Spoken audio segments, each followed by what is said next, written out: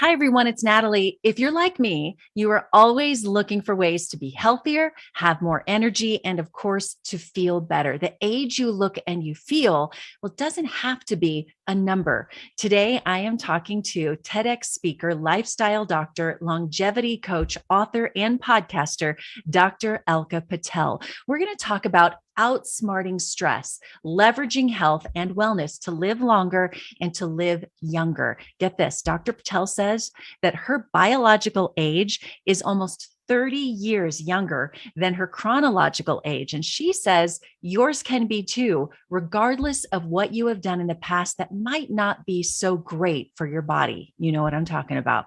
Let's learn today. Let's get healthy. Here's my interview with Dr. Alka Patel. Dr. Patel, so good to see you today. I want to talk about slowing down the aging process and how we can do that by taking care of ourselves. Oh, my favorite topic. Yes, let's talk about this for sure. Okay, so let's just dive right in. What are your tips in slowing this down? I mean, we all want that, right? We try to prevent wrinkles, we try to stay healthy, all of those things, but it can be kind of complicated.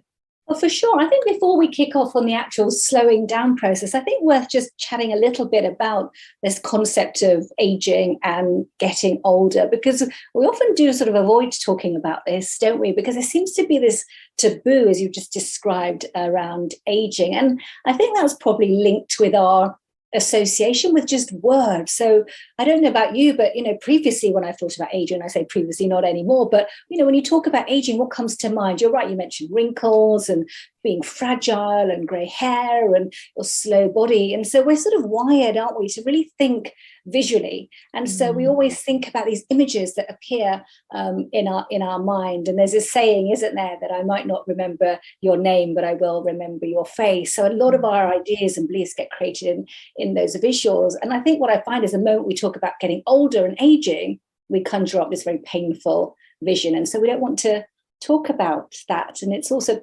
painful as well, isn't it? That sense of nearing the end of our life, really. And I find this particularly with women. I'm sure, you've been asked, how old are you? And there's this, guess, or, I don't want to tell you. And so we tend not to even want to talk about it because there's this sort of judgment around it, isn't there? But Sting, I think it was Sting who said something great. He's now 70 years old, the singer Sting. And he said, when you reach a certain age, you do realize that life is finite, and you can either be depressed by that or say that I'm going to appreciate every single minute to its maximum potential. And I think it's really important to just pause on that thought before we sort of dive into how can we slow down aging. Yeah, I think we get that stuck in our head. I want to slow it down. I want to stay young forever. And yet I turned 50 last year, and I realized with that comes so much experience and knowledge and wisdom. And we know that, we've always heard that, but to really appreciate that, I've earned every gray hair I have. Absolutely. And one thing that based on that I then also always talk about is in terms of getting older and aging, and I will share a little bit about the difference between the two as well, is I've got this little phrase that says, regain the vitality of your youth, but retain the wisdom of your years. And I love what you just said about that, with time comes wisdom. So that's so important to hold on to. But we also want to feel that energy and that vitality and that sense of value as well, don't we? So maybe if I just touch on the difference between getting older and aging, because there is a difference here. So getting older is very much attached to the tick-tock of the clock. It is inevitable, isn't it? It's the way that life works. There is a beginning, there is an end. Getting older is part of that. But aging is very, very different. Aging is physiological, it's biochemical, it's epigenetics, it's your chromosomes shrinking, it's your cells breaking down. So I look at aging as the speed at which you get older, Mm. And really that gives us a little bit of a differential, because we can't control the tick of that chronological clock, the calendar or the sun and the moon. But what we really can control is what I described as the tock of the biological clock, the speed at which you age, how well you are, how vibrant you are as you get older. So and it's actually this gone.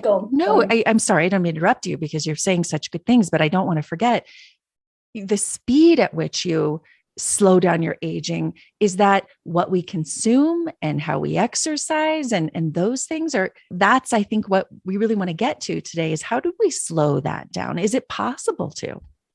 Yeah, absolutely. And it's exactly that. It is your lifestyle that is very, very much at the center of the speed at which you age. And we can now measure that. I measure biological age in all of my patients and all of my clients to give us a real sense of number and data that really matters. And then really focus on mapping your lifestyle to what you do, to your biological age, and then watching that change. Because I think when I talk a lot about strategic self-care. So your lifestyle is very much about how you care for yourself, the day-to-day things you do to style your life. And I've got this lovely acronym that I use to really focus on those, what I describe as the 10 key elements of your lifestyle. So I'll share that with you. Okay. I think that would be really useful. So it spells out the word lifestyle first, because as it says on the tin, I think it's incredibly important to prioritize our lifestyle in terms of slowing down aging, living well, living long. So L is for your life's purpose. I is your identity. F is food. E for, you guessed it, exercise. S for sleep. T is time out. Y is your connections. L is learning habits, and E is emotions. So these are really, really important dimensions of your health, of your lifestyle, which play a very, very critical part in the aging process and in the disease process as well. And this process, what I call the lifestyle first method, gives us lots and lots of ways to do that. So as I've said, what I do with my clients and my patients is I measure your biological age. We map lifestyle changes according to the lifestyle first method to your age, and then measure, because none of us have got time for guesswork, have we? We're living in a very, very, very busy world. So we have to be really strategic and focused on what changes we do actually make. Okay, so explain that to me. How do you measure one's biological age? And then what I know in reading some of your background, you say that your biological age is very different from what age would you call it from here? And what is the difference there? Yes, so biological age and chronological age. What is the difference in yours? And then tell me how you measure that. Yes. Well, this is a number that I love to share. So my biological age is 20, which is almost 30 years younger than my chronological age. And really, that's been related very much to my focus on my lifestyle. So your biological age is very much your cellular level age. And if we look at processes that occur in our body, one of the key things that regulates what happens to our cells, to our immune system, is inflammation. It's a very, very core process. And as we get older, inflammation tends to build up in our bodies. So most of us have got a lot of chronic inflammation within us, and that sets off a whole cascade of processes that then affect the aging process. So what the biological age test that I focus on measures is really the age of your immune system, the age of your sort of stress responses, because stress is something that we all live with, whether it's the stress of where are my keys on a Monday morning to the stress of losing a loved one. So stress really plays a very central role in aging, and also so many illnesses as well. We know that it adds years to our biological age as well. And in fact, there's a study that showed that you accelerate aging by 10 years if you're living with stress. So I believe that so much. Yeah. So I want to hear more about how you test for that.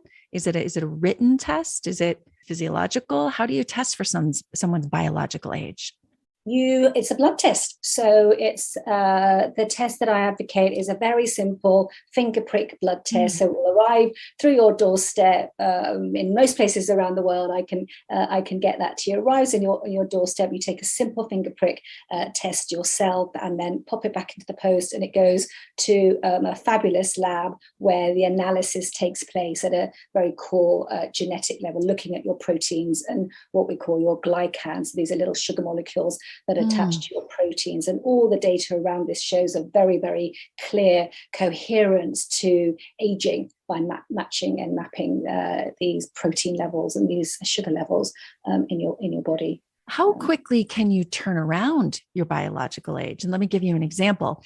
So I spent 20 years doing work that required me to get up at 2:30 in the morning.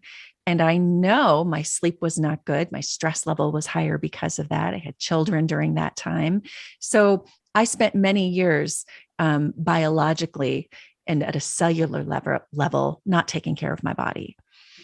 Now, in the last year, I'm sleeping better than ever, taking care of myself differently. But again, I spent 20 years doing that. And for a lot of people, they're thinking, okay, I'm now 50, I'm 45, I want to change things. Can you turn it around quickly? Oh gosh, absolutely. The difference is incredible. So, for example, sleep, as you say, it plays such a key part in how we process our emotions and how we renew our gut health and how we actually repair our DNA. And if you measured your biological age at point A when you were undergoing sleep deprivation and had high stress levels, really changed that. And I mean changing with consistency, not one good night's sleep, but really building those habits. Within 3 months, you would see a change in your biological age. So would certainly not recommend testing sooner than that, but you can really map and measure every 3 to 4 months to really get a good sense of, is what I'm changing effective? And that's the key, isn't it? There's so much health and wellness information out there at the moment. I mean, we're very lucky we're living in a time where our access to information is incredible. But again, another survey showed that 6 out of 10 people now are feeling so overwhelmed with the information that you end up just taking things off the shelf and trying this and trying that without the strategy behind knowing, what about me, the individual here, is this making a difference to me? So 3 months is my answer to your question. You can turn things around in 3 months. Since starting my own business, I have discovered something I never knew I would enjoy so much. What is it? Making my own graphics.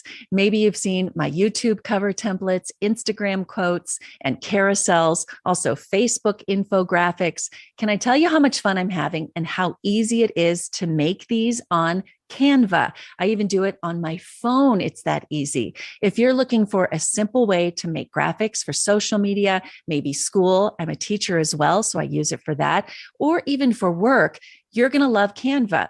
There is a free version of the program, but the pro version, so worth it. It's $119, and you can also pay monthly. I share my designs with my team at school and at home, where we collaborate on designs. And I'm going to give you 45 days free of Canva Pro if you go to my website, natalietisdale.com/favorites. Just click on Canva once you get there. I may get a small commission if you purchase through this link, but that's just to keep my website and my podcast going. So thank you. Once again, natalietisdale.com/favorites and click on Canva. Okay, let's be a little bit more specific. I'm fascinated by this because I think you're right. We have such an abundance of information that we kind of just reach for whatever's there, and there's not a full plan. So I know in what you do, you spend time with people mapping out what their lifestyle should look like to help themselves. What are some of those other elements? We talked about sleep, reducing stress. Give me some more of them. So let's look at E for emotion. So in the Lifestyle First method, I've got E for emotion. So there's been some research done. It was done at Yale University, which found that if you're optimistic and you feel good about yourself as you get older, you add 7.5 years to your life. Wow. So I work with my clients to help create that feel good. How can you be that glass half full person, because it's actually helping you to live longer. And we've all got so many gifts and talents and skills to share with the world. It's just so important to be here for long enough to do that. And so one way to really focus in on that is through affirmations and declaration. So actually, how do you go from not being that optimist to actually looking at life with a different lens? And some of the work that I teach is around looking in that mirror and really reclaiming yourself with those positive affirmations of I am healthy and I am happy and I am loving my energy. And we know about neuroplasticity, it rewires your brain. And I'm not talking about just saying these things for the sake of it, but really sort of declaring them so that then you take the actions that follow. If you do declare I am healthy, and you've got that level of optimism that says, yeah, you know what, I'm now going to take the actions of a healthy person. Well, of course, you're going to lengthen your life because you've got a different layer of emotion attached to what you do as well. Yeah. That's one way. Let me give you another example. If we look at LIFESTY, why for your connections, there's lots and lots of research about how social connectedness really makes a difference to us. So this study by the American Physiological Association showed that social connectedness reduces stress and therefore increases your longevity. So if we all just paused and thought about this, is there a relationship that you want to work on? Is there a different way of connecting with someone that matters to you? Is there someone you haven't even connected with in ages? Well, just send that text. Often we want connections and we don't take that next step to make a difference. So again, I talk about and work with people to really take that next step that's going to make that difference. And it's the ripple effect, isn't it? You do one thing in your life that feels good, that creates that positive feedback for you, and you move on to doing a little bit more. We saw so much during shutdowns and the pandemic of isolation, and I think some of that is carried over to people now who they feel like I'd rather just stay home and watch TV than go make those connections or be with people. And there's so much to those connections and that social life that adds to our happiness. I think, Natalie, you have to remember why you're doing this. Because again, as I said, there's so much that we can do, but why are you reaching out? Why are you focusing on staying connected, feeling that? And even if you put even something like aging or longevity or a reason that you want to be here and do good and feel good at the core of it, then you're much more likely to take that next step, to do that next thing than you are just because you've heard it on this podcast or someone told you, or, it sounds like the right thing to do. So I really would encourage people to really think about, purpose and reason. And so one of the other key things I talk about is life's purpose. And again, we know from a lot of research that if you have purpose in your life, you live longer. Yes. So let's start there. Why are you getting out of bed every morning? And ask yourself some of those difficult questions as well. Yeah. What about, because I know this has to be a piece of it, what we consume. And I mean that coming from what we consume in our minds and what we put into our bodies, the amount of water, the type of nutrition. I'm so interested in that because I feel like it's so easy to just grab convenience. And especially in America, we have so much convenience, but how much of a difference does it really make? Are you genetically born to live longer, or can we really impact that by what we consume, both mentally and physically?